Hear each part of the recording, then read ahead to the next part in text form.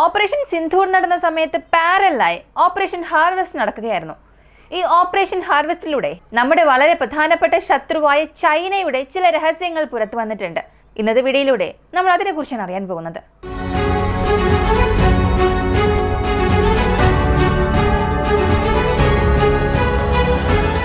Operation Sindoor സമയത്ത് പാകിസ്ഥാൻ ഉപയോഗിച്ച രണ്ട് പ്രധാനപ്പെട്ട ആയുധങ്ങൾ, ഒന്നാമത്തേത് അമേരിക്കയുടേത്, രണ്ടാമത്തേത് ചൈനയുടേത്. സൈഡ് വിൻഡർ മിസൈലുകൾ, മറുവശത്ത് PL-15E എന്ന എയർ ടു എയർ മിസൈൽ. വ്യോമസേനയെ സംബന്ധിച്ചിടത്തോളം ഈ എയർ ടു എയർ മിസൈൽസ് എന്നത് വളരെ വളരെ പ്രധാനപ്പെട്ട ഒരു ആയുധമാണ്. അതിപ്പോ ഏത് വിഭാഗമായാലും. അത്തരം PL-15Eയുടെ ഒരു മിസൈൽ ഇന്ത്യയിൽ പൂർണ്ണമായും ഇൻഡാക്റ്റായി തറയിൽ നിന്നും എടുത്തു എന്നൊരു വാർത്ത നിങ്ങൾ അറിഞ്ഞിട്ടുണ്ടാകും. എന്നാൽ അതിനുശേഷം ആ ഒരു മിസൈലിനെ DRDO എന്ത് ചെയ്തു? അതിലൂടെ നമുക്ക് എന്ത് വിവരമാണ് ലഭിച്ചത്? ഇതിലൂടെ നമുക്ക് എങ്ങനെ ചൈനയെ കൗണ്ടർ ചെയ്യാൻ കഴിയും? ഇതാണ് നമ്മൾ അടുത്തറിയാൻ പോകുന്നത്. ആദ്യം PL-15E. ഇത് അവിടെ നിന്ന് വളരെ ഭദ്രമായി എടുത്ത് ബാംഗ്ലൂരിലേക്ക് കൊണ്ടുവന്നു നമ്മുടെ ഇന്ത്യൻ വ്യോമസേനയുടെ സ്ക്വാഡ്രൺ 222. കൂടാതെ DRDOയിലുള്ള ഈ മിസൈൽ ഫീൽഡിൽ പ്രവർത്തിക്കുന്ന പ്രധാനപ്പെട്ട അധികാരികൾ ഇവർ ആ പ്രദേശത്ത് നിന്നും 80% ഡെബ്രിസ് ഇൻഡാക്റ്റായി തന്നെ കൊണ്ടുവന്നു. അതായത് ഏതൊരു കേടുപാടുകളും കൂടാതെ അതിനെ ബാംഗ്ലൂരിലുള്ള DRDO ഫെസിലിറ്റിയിലേക്ക് കൊണ്ടുവന്നു. അങ്ങനെ കൊണ്ടുപോയതിനു ശേഷം അതിലുള്ള റഡാർ സീക്രറ്റ്സ്, കൂടാതെ അതെങ്ങനെയാണ് ഫൈറ്റ് ജെറ്റുമായി കമ്മ്യൂണിക്കേറ്റ് ചെയ്യുന്നത്, ഇലക്ട്രോണിക് വാർഫെയറിന് ഇത് ഏത് തരത്തിലുള്ള അൽഗോരിതം യൂസ് ചെയ്യുന്നു, ഇത് Mark 4 വേഗതയിൽ എങ്ങനെയാണ് യാത്ര ചെയ്യുന്നത്, ഇതിന്റെ എയറോഡൈനാമിക്കൽ ഡിസൈൻസിന് പിന്നിലുള്ള ആ ഒരു കാരണങ്ങൾ, ഇങ്ങനെ പ്രധാനപ്പെട്ട വിവരങ്ങളാണ് നമ്മൾ ഡിബഗ് ചെയ്തത്. ഇപ്പോൾ ഇതിന് ശേഷം ഇന്ത്യയുടെ ആസ്ട്ര Mark 2 എന്നൊരു മിസൈൽ പുറത്തു വരുന്നു. ഈ മിസൈൽ പുറത്തു വന്ന ഉടനെ എല്ലാവരും വിചാരിച്ചത് PL-15Eയുടെ കോപ്പി ആയിരിക്കും ഇത് എന്ന്. PL-15Eയിൽ നിന്നും ചില ടെക്നോളജീസ് എടുത്ത് നമ്മൾ ആസ്ട്ര Mark 2 നിർമ്മിച്ചു എന്നൊക്കെ പറഞ്ഞു. പക്ഷേ ഇതിനെക്കുറിച്ച് DRDO പറയുന്ന കാര്യങ്ങൾ, ആസ്ട്ര Mark 2 പൂർണ്ണമായും നമ്മുടെ ഡിസൈൻ ആണ്. ചൈനീസ് ടെക്നോളജിയിൽ നിന്നും ഇൻഫ്ലുവൻസ് ആയിട്ടുള്ള ഏതൊരു ടെക്നോളജീസും ഇതിൽ ഇല്ല. ചൈനീസ് ടെക്നോളജി ഇത്രത്തോളം നമ്മൾ പഠിച്ചു നോക്കാനുള്ള ഒരു കാരണം അതിനെ എങ്ങനെ നമ്മൾ കൗണ്ടർ ചെയ്യാം എന്നുള്ളത് മനസ്സിലാക്കാൻ വേണ്ടി മാത്രമാണ്. അല്ലാതെ നമ്മളെക്കാൾ സുപ്പീരിയർ ആയ ഒരു ടെക്നോളജി PL-15 അത് നമ്മൾ കോപ്പി ചെയ്യേണ്ട ഒരു ആവശ്യം അവിടെ വന്നിട്ടില്ല. കാരണം നമ്മളിലും സുപ്പീരിയർ ടെക്നോളജി അതിൽ ഉപയോഗിച്ചിട്ടേ ഇല്ല. ഇങ്ങനെ DRDO വ്യക്തമായി തന്നെ പറഞ്ഞു. ശരി, ഈ ഒരു ടെക്നോളജിയിൽ നിന്നും നമ്മൾ എന്തൊക്കെ കാര്യങ്ങൾ മനസ്സിലാക്കാം? അത് വളരെ ലളിതമാണ്. ഓരോ ഡിസൈന് പുറകിലും ഒരു ഫ്ലോ ഉണ്ടാകും. ഡിസൈൻ ഫ്ലോ ഇല്ലാതെ ഒരു വസ്തു നിങ്ങളെ കൊണ്ട് രൂപകൽപ്പന ചെയ്യാൻ സാധിക്കുകയില്ല. ഉദാഹരണത്തിന് Yamaha R15 എന്ന ബൈക്ക്, ഇതിന് കൂടുതൽ വേഗതയിൽ യാത്ര ചെയ്യാൻ കഴിയും, എന്നാൽ കുറഞ്ഞ മൈലേജ് മാത്രമേ ഉള്ളൂ. അതേസമയം ഹീറോ ഹോണ്ട സ്പ്ലെൻഡർ ബൈക്ക്, ഇത് കുറഞ്ഞ വേഗതയിൽ മാത്രമേ യാത്ര ചെയ്യൂ, പക്ഷെ കൂടുതൽ മൈലേജ് തരും. അപ്പോൾ ഒന്ന് വേണമെന്നുണ്ടെങ്കിൽ മറ്റൊന്ന് നഷ്ടപ്പെടുത്തേണ്ടി വരും. അങ്ങനെയാണെങ്കിൽ എന്ത് നിങ്ങൾ നഷ്ടപ്പെടുത്തുന്നു? ആ ഒരു പ്രത്യേക ഡിസൈനിന്റെ വീക്ക് പോയിന്റ് എന്താണെന്നുള്ളത് മനസ്സിലാക്കുകയാണെങ്കിൽ ആ വീക്ക്നെസ്സിനെ നിങ്ങളെ കൊണ്ട് എക്സ്പാൻഡ് ചെയ്യാൻ സാധിക്കും.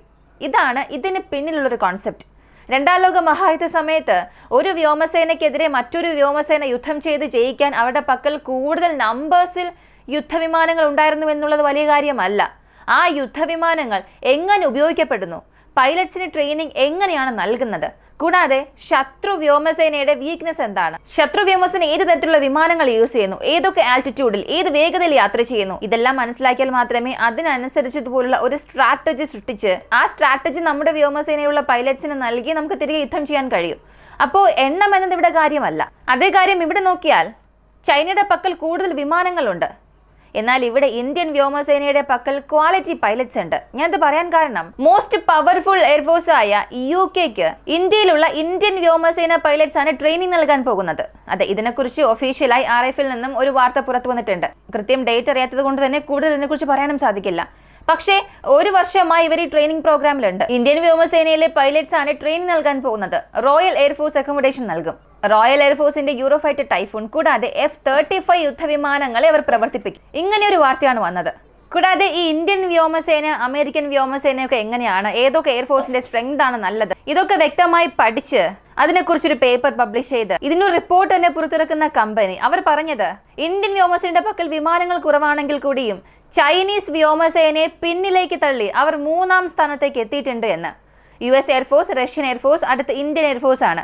അതിനുശേഷമാണ് ചൈനീസ് എയർഫോഴ്സ് വരിക. അപ്പോൾ നമുക്കിവിടെ പ്രധാനമായും ലഭിച്ച രണ്ട് കാര്യങ്ങൾ. ശത്രുക്കളുടെ ബലഹീനത എന്താണെന്നുള്ളത് PL-15Eയിലൂടെ നമുക്ക് ലഭിച്ചിട്ടുണ്ട്. രണ്ടാമത്തെ കാര്യം, നമ്മുടെ പൈലറ്റ്സിന് നമ്മൾ നൽകുന്ന ക്വാളിറ്റി ആയി ട്രെയിനിങ് ആണ്.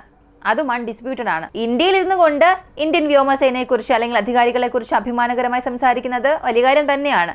എന്നാൽ അതിനേക്കാളും വളരെ പവർഫുള്ളായ മറ്റൊരു രാജ്യത്തിന്റെ ഫോഴ്സ് UK, അവർ ട്രെയിനിങ്ങിന് വേണ്ടി നമ്മുടെ ഇന്ത്യയിലുള്ള പൈലറ്റ്സിനെ ചോദിക്കുന്നുവെന്നുണ്ടെങ്കിൽ അവിടെ നിങ്ങൾക്ക് മനസ്സിലായിട്ടുണ്ടാകും. ഇപ്പോൾ PL-15E പഠിച്ച് അതിൽ നിന്നും ലഭിച്ച ഡാറ്റാസ്, ഇൻപുട്സ് എല്ലാം അടുത്ത 10 വർഷത്തേക്ക് ഒരു വാർ ഡിഫൈൻ ചെയ്യും.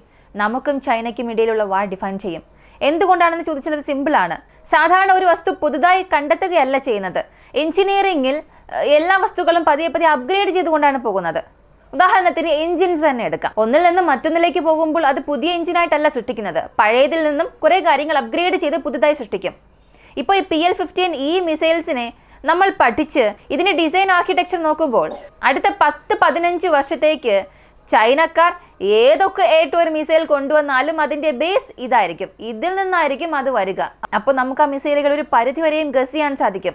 ഇതാണ് അവരുടെ ഡിസൈൻ ഫിലോസഫി. ഇങ്ങനെയുള്ള പ്രശ്നങ്ങളിൽ അവർ ഇത്തരത്തിലുള്ള സൊല്യൂഷനാണ് കണ്ടെത്തുന്നത്. ഇങ്ങനെ എല്ലാ കാര്യങ്ങളും നമുക്ക് മനസ്സിലാക്കാൻ കഴിയും. അതിനനുസരിച്ചതുപോലെ തന്നെ നമ്മുടെ വിമാനങ്ങൾ ഒരു കൗണ്ടർ മെക്കാനിസം നമുക്ക് നിർമ്മിക്കാനും സാധിക്കും. അത് ഇലക്ട്രോണിക് വാർഫെയർ വഴി ആയിക്കോട്ടെ, അല്ലെങ്കിൽ ടാക്ടിക് വഴി ആയിക്കോട്ടെ. ഓരോ മിസൈൽസിനും ഒരു വീക്ക്നെസ് ഉണ്ടാകും. ആ വീക്ക്നെസ് നമുക്ക് മനസ്സിലായി. ഇതിനെയാണ് നമ്മൾ ഇനി അപ്ഗ്രേഡ് ചെയ്യാൻ പോകുന്നത്. അപ്പോൾ ഓപ്പറേഷൻ സിന്ധൂറിന് ശേഷം ഇന്ത്യ ചെയ്ത വളരെ പ്രധാനപ്പെട്ട ഒരു ഓപ്പറേഷനാണ് ഓപ്പറേഷൻ ഹാർവെസ്റ്റ്. എന്നാൽ ഇതിനെക്കുറിച്ച് ആരും സംസാരിച്ചിട്ടില്ല. കാരണം ഇതിന് പുറകിൽ ഒരുപാട് ടെക്നിക്കൽ ആസ്പെക്ട്സ് ഉള്ളത് കൊണ്ട് തന്നെ വളരെ ഡീപ്പായി നമ്മൾ ഡിസ്കസ് ചെയ്യേണ്ട ഒരു ടോപ്പിക്കാണിത്. പക്ഷേ വീഡിയോയുടെ അവസാനം പറയാൻ ഉദ്ദേശിക്കുന്നത്, PL-15E മിസൈൽസിൽ നിന്നും ആസ്ട്ര മാർക്ക് 2 നിർമ്മിച്ചിട്ടില്ല. ആസ്ട്ര മാർക്ക് 2 ഡിസൈൻ എന്നത് പൂർണ്ണമായും നമ്മുടേതാണ്. കൂടാതെ PL-15E മിസൈൽസിൽ നിന്നും നമ്മൾ എടുക്കുന്ന ഡാറ്റ, കൂടാതെ ആ മിസൈൽ എങ്ങനെ പ്രവർത്തിക്കുന്നു, അതിന്റെ വീക്ക്നെസ്, ഇവയെല്ലാം അടുത്ത 10 വർഷത്തേക്ക് നമുക്കും ചൈനയ്ക്കും ഇടയിലുള്ള വാർ ഡിഫൈൻ ചെയ്യും. ഈ ഒരു വീഡിയോയെക്കുറിച്ചുള്ള നിങ്ങളുടെ അഭിപ്രായം എന്താണെന്നുള്ളത് കമന്റിൽ പറയുക. കൂടുതൽ അപ്ഡേറ്റ്സിനായി വോയിസ് ഓഫ് വിക്ക് നമ്മുടെ ചാനൽ സബ്സ്ക്രൈബ് ചെയ്യുക. മറ്റൊരു വീഡിയോയുമായി വീണ്ടും കാണാം.